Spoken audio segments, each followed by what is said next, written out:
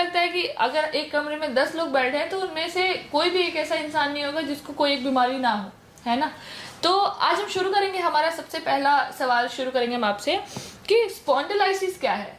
Spondylosis या disc bulge normally जो लोग आम बोलचाल की भाषा में यूज करते हैं, स्पॉन्डिलाइसिस और डिस्क बल्ज क्या है और आयुर्वेदा में इसका क्या क्योर है, मतलब ये क्या परमानेंटली क्योर हो सकता है? तो सबसे पहले तो मैं आपको ये बताती हूँ कि स्पॉन्डिलिसिस होता क्या है बेसिकली, है ना।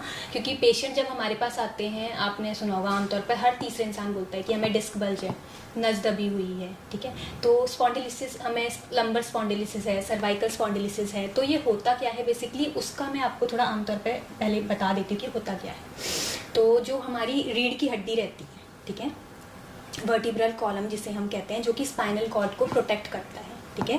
तो हमारी रीढ़ की हड्डी छोटी छोटी डिस्क से बनी होती है जिसे हम वर्टिब्रा कहते हैं, ठीक है।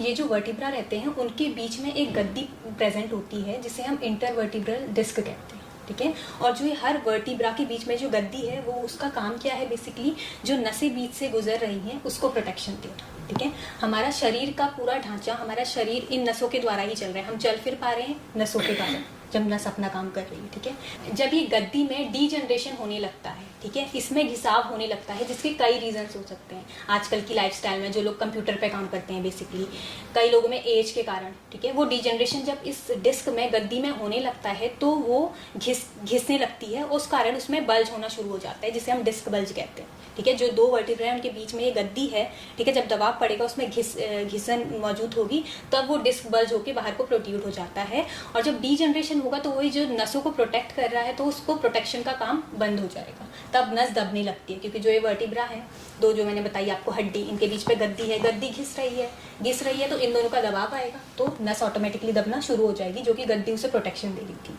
तो बेसिकली स्पॉन्डिलिसिस क्या है, इस गद्दी का डीजनरेशन होना। डीजनरेशन होने के कारण जो नस दबती